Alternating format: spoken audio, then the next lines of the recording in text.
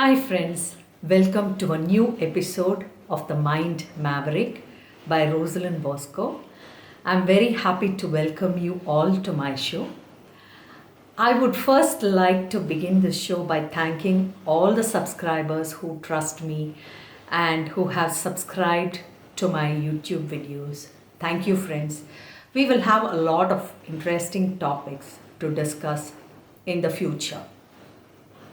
Today's topic is time travel.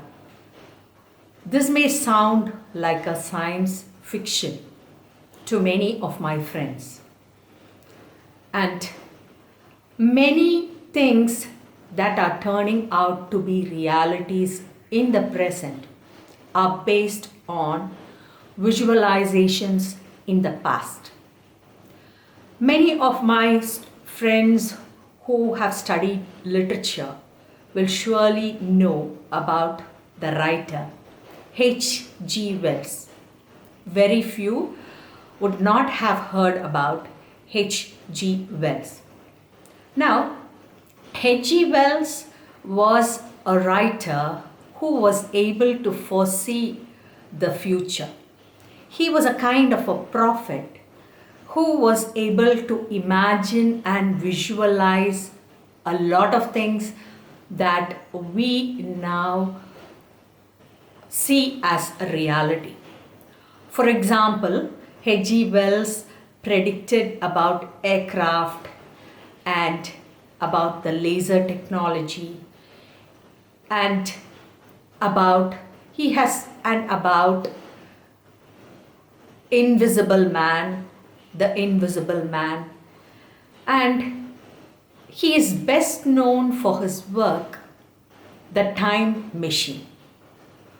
So he was able to visualize people traveling from the present into the future. And we are coming to see many of these predictions becoming realities. He also predicted that there would be one unified source of knowledge which would be available to each and every individual throughout the world without an exception. And that is what we are seeing today. The magnification of the internet technology, which has taken the world by storm, and telecommunication.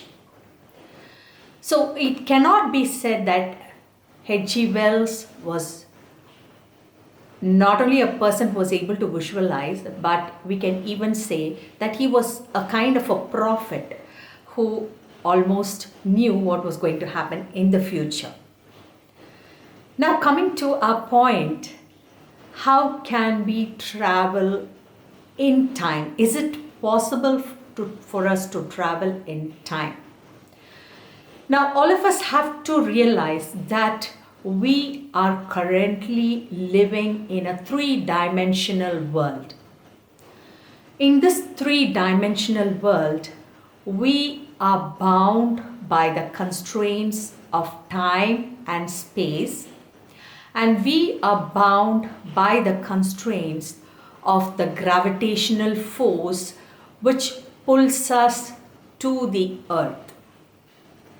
But those who have traveled into space very well know that these constraints of time and space are not applicable when we move out of the gravitational field of the earth.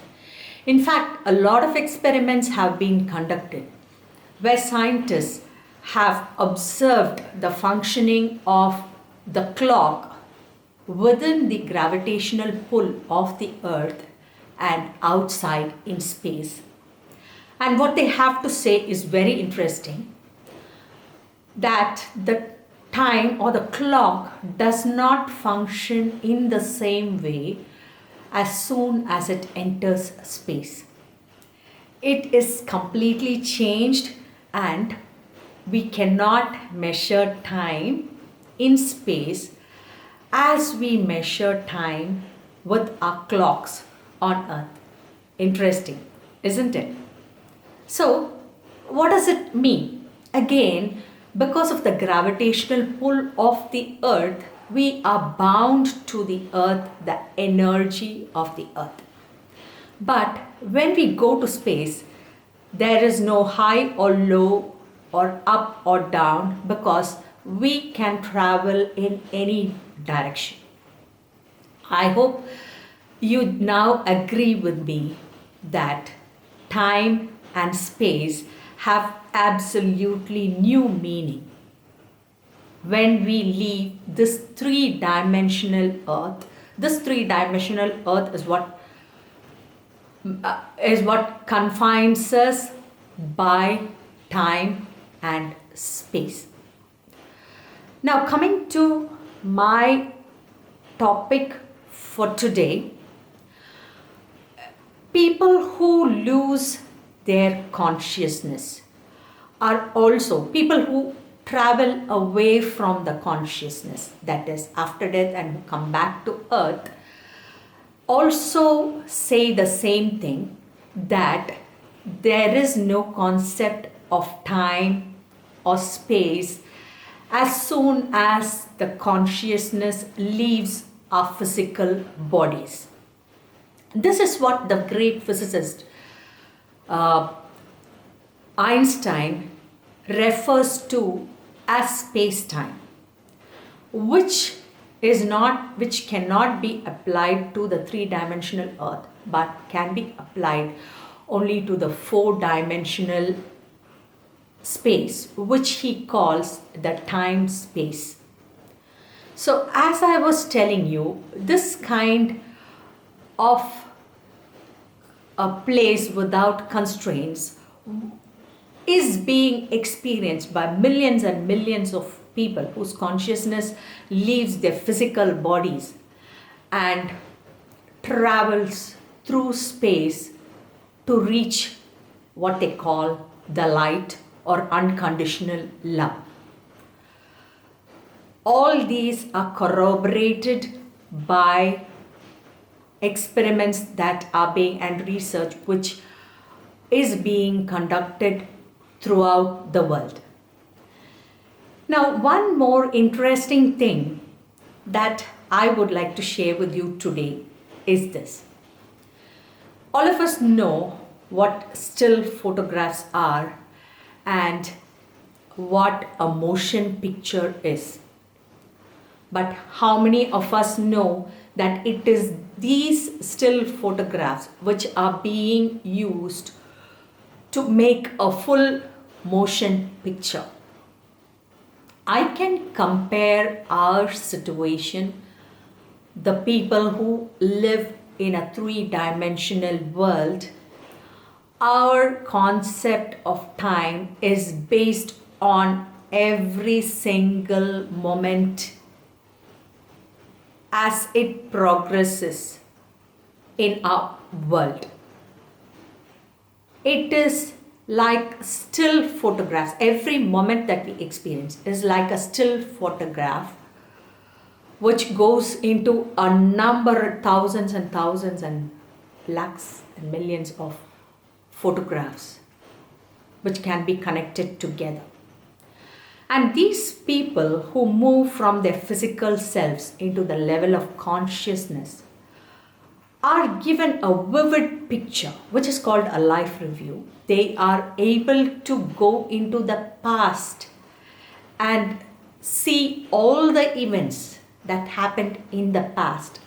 And they are also given a chance to look into the future and see what is in store for them in their future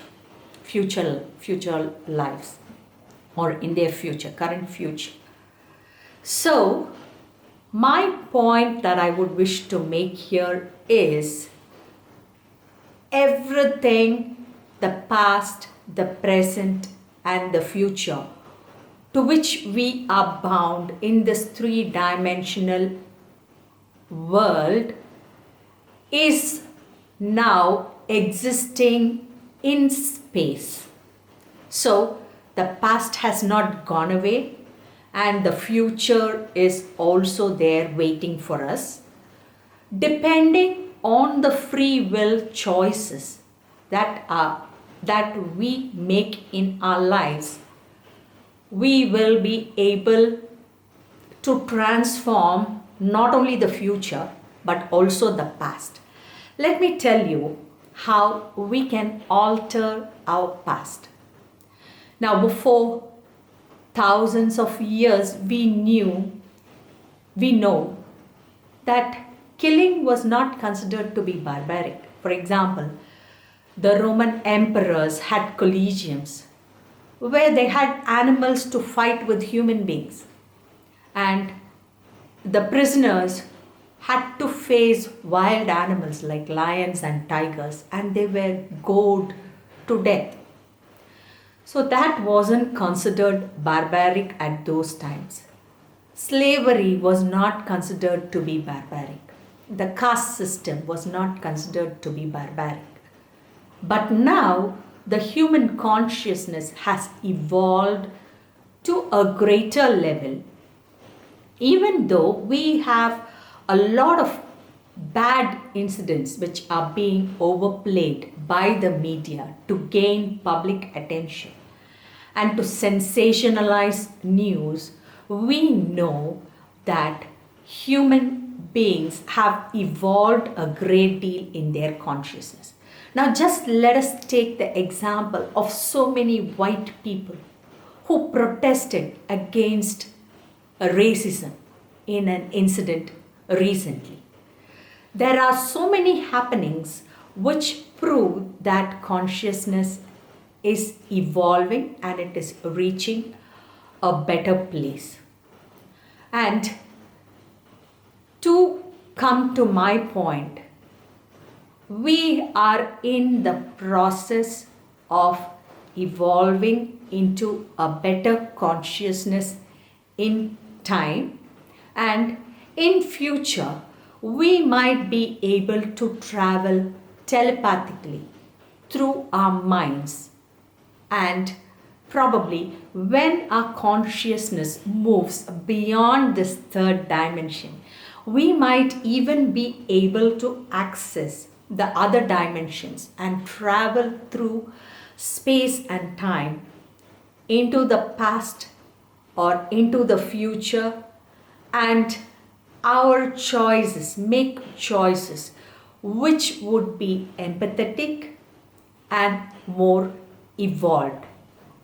My talk today is based on scientific research. It is not a part of my imagination. If you like my videos, dear friends, subscribe to my videos and let's have much more interesting topics to discuss in the future. I have written 2 books based on my own personal experiences, God Has Our Backs and The Brimstone Fallacy. You might get a lot more information when you read my books. Thank you, and signing off today, the Mind Maverick, Rosalind Bosco.